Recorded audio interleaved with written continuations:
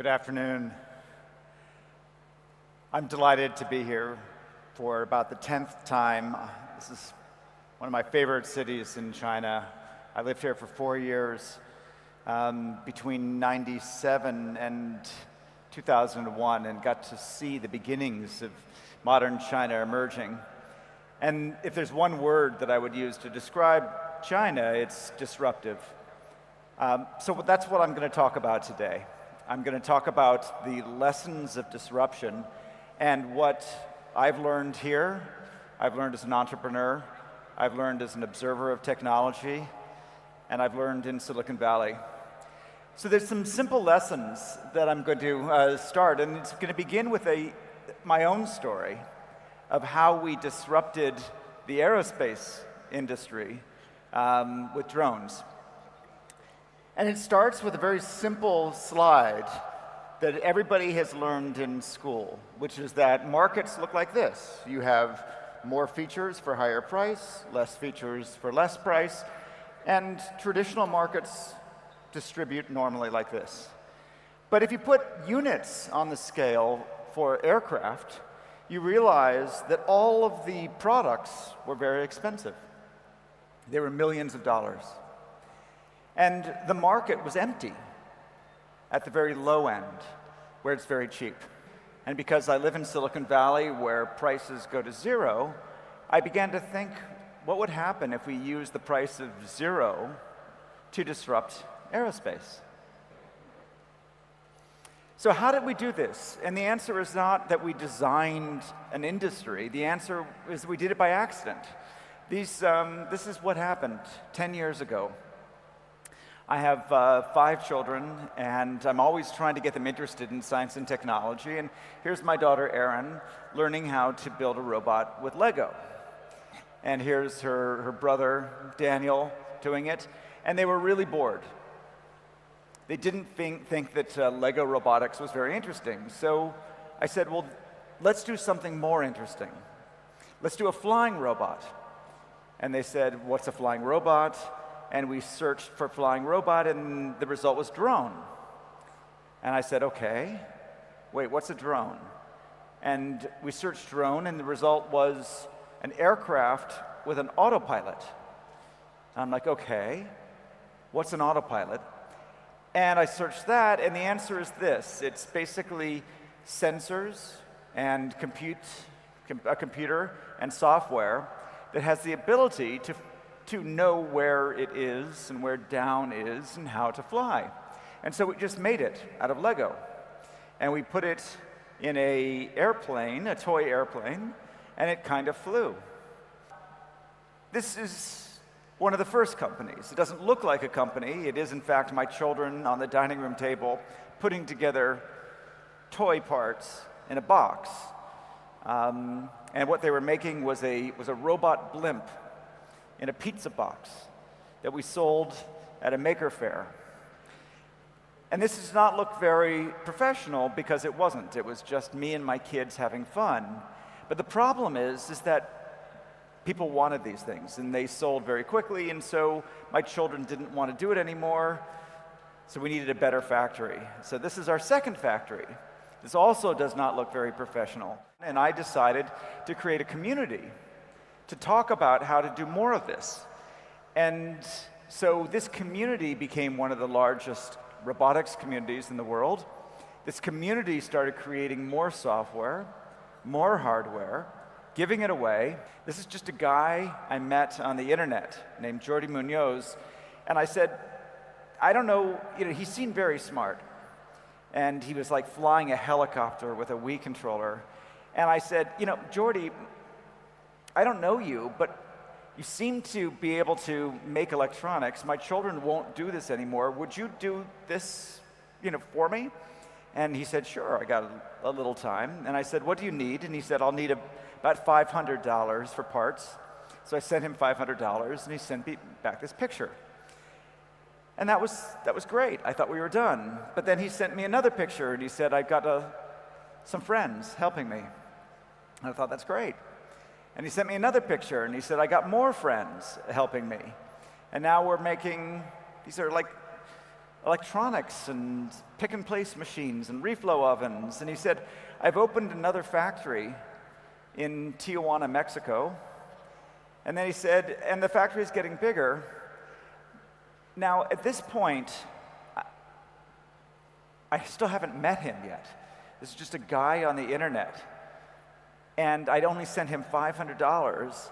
And at this point in 2013, we checked the statistics. We were making more drones per week than all of America's aerospace companies combined.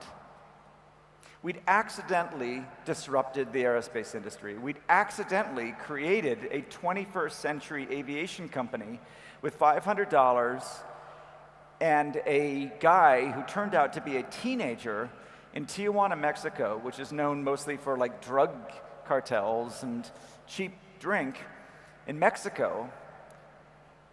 And this is what he made. And this is what we made together by combining open source and community and fearless innovation and just learning by doing. And so this is what we did to the price of helicopters in the United States. This is the chart that shows the import price of helicopters. Now, you've never seen a chart like this before.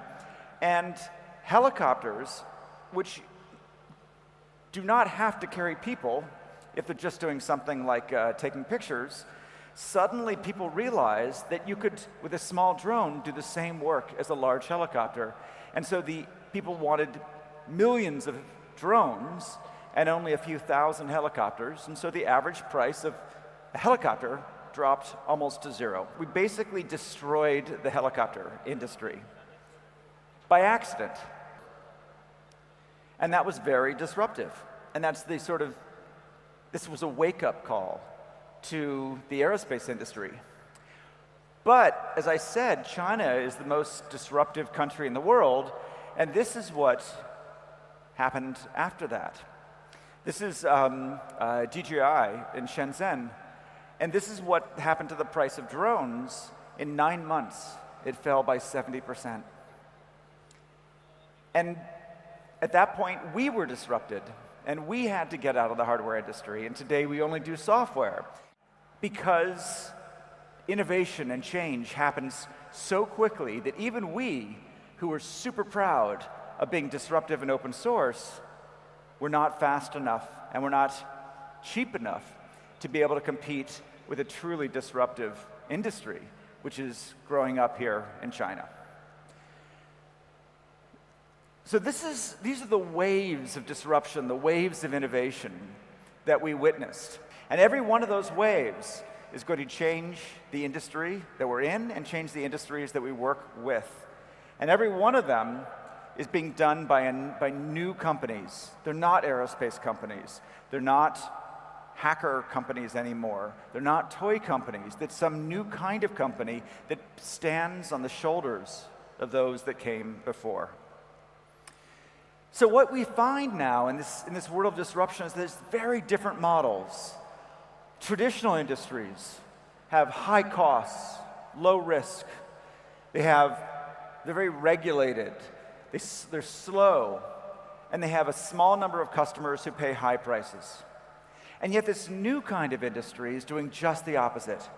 Everything traditional industry does, these new disruptive innovators do differently. We were on the right-hand side. We were very low cost. We were very open. We found ways to innovate outside of regulation. We were super fast, and we had many customers, millions of customers. And then those that would disrupt us are going to be even further to the right, doing everything we did even faster. So that was just one example. Now I'm going to give you another example, and this is from space. You may be familiar with SpaceX. SpaceX, which was founded by Elon Musk, was not built on the notion of new materials or, breakthroughs in space. It was simply built on the same notion that space could be cheaper. If you didn't build a company around traditional company standards, if you didn't build it around governments, if you didn't build it around a small number of customers, then maybe you could use simple economics to transform space. And so what Elon Musk did was something you learn in Economics 101, which is the notion of price elasticity. Lower prices lead to larger markets. And so he dropped the cost of space on a per pound basis by a factor of 10. And look what it did. He discovered that the demand for space lift, the demand to carry things into space was much larger than anybody realized. And that in fact, you could discover entire new classes of customers and industries that would want to go to space if it were cheap enough. Microsatellites, new forms of GPS, scientific sensing, even media, telecoms, all of this was just waiting to be discovered with lower prices. So that's economics as disruption. And of course, what he discovered is that once you do this, once you reach higher volumes, then you can have efficiencies of scale. You can start to use reusable vehicles. You can get manufacturing efficiencies, and the prices just keep getting lower. Let me give you another example. This is dangerous. Normally, you wouldn't think that dangerous is a good thing. But when you think about our experience with drones, we allowed the drones to crash. We made them small, we made them light, so that when they did crash, nobody got hurt. And so rather than waiting until the drones had perfect safety, the drones had 6 nines of reliability, we launched them with like no nines of reliability. When we first started, they crashed every time. Then they crashed 1 out of 10 times. Then they crashed 1 out of 100 times. Then they crashed about 1 out of 1,000 times, and that was good enough. And today, that's kind of the standard. So you wouldn't get it in a jetliner that crashed 1 out of 1,000 times. But if something is just a small piece of plastic that costs a few $100s, it's not a big deal. So the same thing is happening with cars. But today, with autonomous cars, in America, 40,000 people are killed every year in car accidents. And the standard for autonomous cars is that they have to be 1,000 times better before they will be accepted. So not 40,000 people dying in car accidents, but only 40 dying in autonomous car accidents for autonomous cars to be accepted.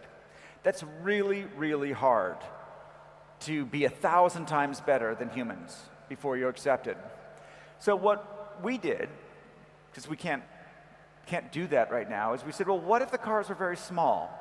What if they were light? What if they weren't carrying people? We started with subscale cars that could run on indoor tracks without people. And they crash all the time, and that's the point. But what we're exploring is the notion of aggressive driving. Now, there's a company in Israel called Mobileye that's doing the same thing. Rather than being very safe and very conservative, they're trying to be very safe by being very aggressive. And that is like the way you would drive in traffic. You can sort of nose yourself into traffic. You don't wait for an opening. You have to sort of signal your intention by moving the car over.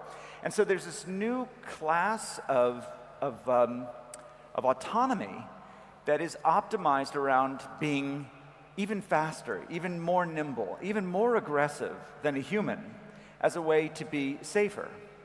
Now, we're not ready to put those on the streets with humans, but at subscale, on closed tracks, maybe without humans on board, we can race, and we do.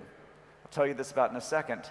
We can explore being even more aggressive than a human to see whether that ultimately leads us to a path that could be safer.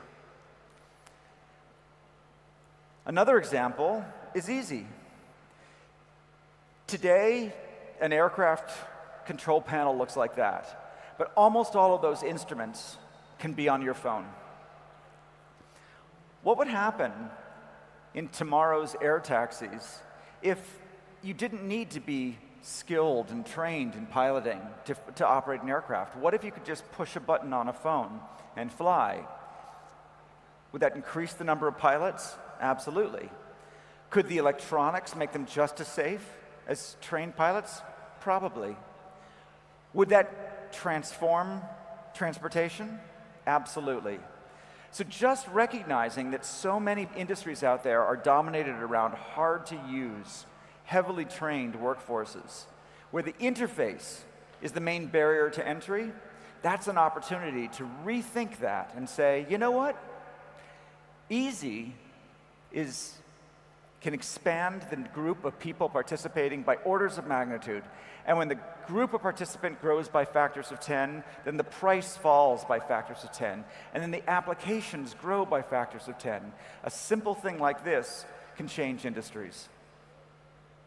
I mentioned before that one of the things we were doing to innovate was opening up technology. And I think that if I were to point out one thing that has, in my 20 years of being to China, has transformed China most, it's mobile, and in particular Android. The fact that there was an open ecosystem, a software ecosystem, created apps, created devices, created services that have turned China from a manufacturing powerhouse to a software powerhouse. To some extent, the internet, as another open system, has done the same thing. The cloud is open, Linux is open, the protocols of the internet itself are open. And I believe that this openness has allowed China to realize its potential as an innovator. And that's what we bring to industries as well. So when you look at some of these factors, you look at how many other industries could benefit from this. Manufacturing, 3D printing is cheap, it's fun, it's open. Look at something as simple as finance. What if you made finance cheap and open? You'd end up with something like Bitcoin or blockchain. What if you made biology open? You'd have this explosion in genomics and computational biology. We talked about space, we talked about cars, we talked about drones. These are factors that traditional industries won't pioneer, but new industries will. So these are the keywords that I believe are crucial to disruptive innovation. Make things democratize means make it available to anybody. Powerful tools in the hands of regular people. Amateur, allow things to be used by people who are not professionally trained, and they may do extraordinary things. The personal computer was transformative because it was personal. It was not just for computing professionals. Make it open. Let it DIY. Let people do it themselves. Create platforms. Platforms, communities are a way to get the best of open innovation while still working together on a single project. So just with drones, 10 years ago, we made them DIY, we made them amateur, we made them fun, we made them open, and we're doing the same thing now with autonomous cars. This is how we compare to the best autonomous cars in the world. We do all the same things they do, but not quite as well, and we do it for like $200 a car, not $200,000 a car. But more to the point, we can do it. We don't have to need permission. We don't need lots of funding. We don't do them on public roads. We don't hurt anybody because there's nobody on board. And this is where we are today, comparing our various techniques of computer vision and AI against the best human times. And in 12 months, a bunch of amateurs have gotten within about 10% of the best human times for fun. Who knows where this is going to go? Maybe this is just going to be a hobby. Maybe this is just going to be fun. Or maybe this will be like drones, a way to create a new industry and disrupt the automotive industry with a bottoms-up, open innovation approach that lets everyone participate. Thank you very much.